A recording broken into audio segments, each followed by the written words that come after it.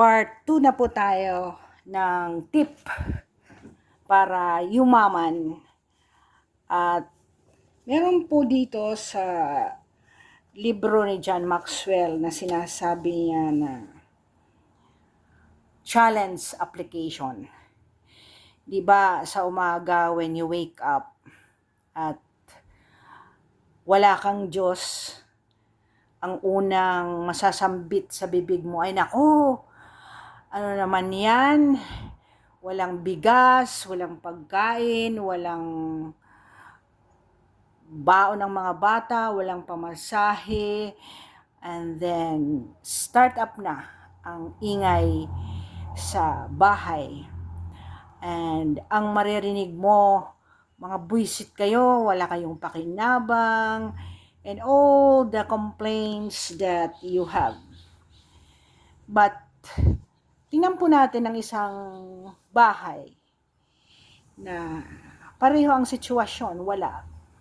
But the father and the mom would kneel down together and say, Lord, alam namin, bibigyan mo kami ng aming pangangailangan ngayong araw. I don't know how, but we believe you would give us the things that we need for the day. Ang sabi ni John Maxwell, for 1 week, treat every person you meet without a single exception as the most important person on earth, and you will find that they will begin treating you the same way. Ang una po kasi, di ba, when you're a servant, a public servant, a servant at home, pero ang unang practice po talaga of being servant from the word serbisyo, servant, katulong sa bahay, ay ang pagsiserbisyo sa asawa at mga anak. Because these are the very people who cannot pay us, di ba? Walang sahod sa kanila ang ating mga anak. Pag nire-raise natin sila, kahit pagod ka na, you would serve them until they are able to work for themselves. Kung yung totoong serbisyo hindi lang nanganak ka dahil sa pagiging irresponsable mo at ikaw ay nabuntis na wala sa oras. But true service really starts at home, and your attitude handling your family and its members, ito po ang practice natin sa serbisyo. To serve. Okay? Pero actually, the world doesn't care. The world doesn't care whether we free ourselves from the prison of poverty and lack. Walang pakialam ang boss mo pag na-late ka dahil wala kang pamasahe. Ang kapwa worker mo walang pakialam kung may kinain ka o wala. They really don't care because they have their own cares to take care of. But balik tayo sa tip 1. Ang attitude mo towards your circumstance makes a difference. So, alam mong kulang palagi ang sweldo mo dahil pagdating ng sweldo mo, puro pambayad sa utang. You're a farmer.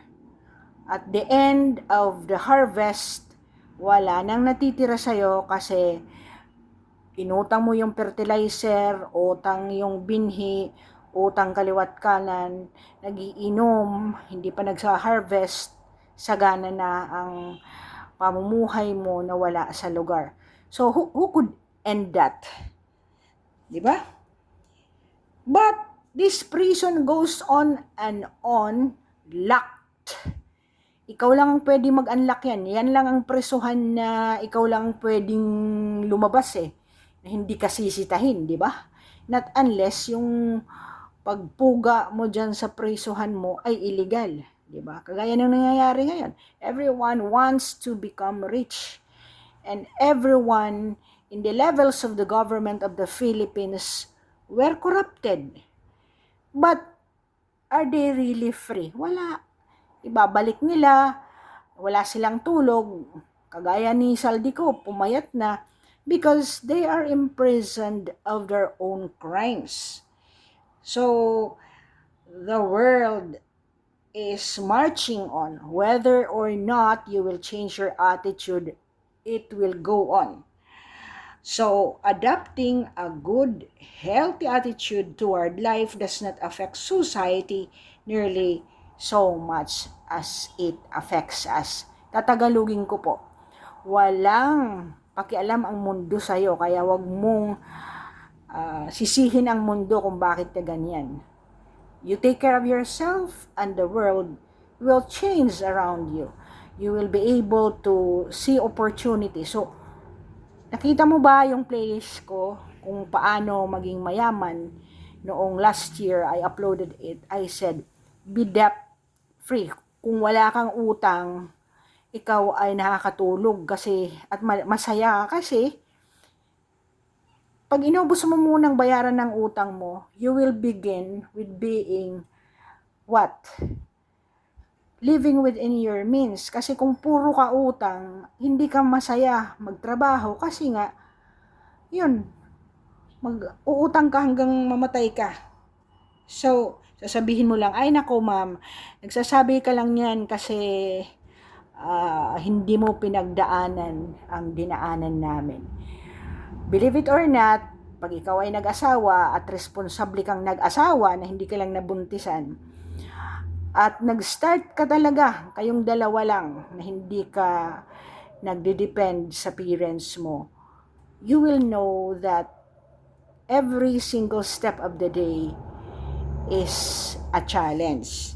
Kaya, walang epekto kung anong mangyari, magtaas ang GDP ng Pilipinas, magtaas ang inflation rate, kung ang attitude mo ay hindi nagbabago.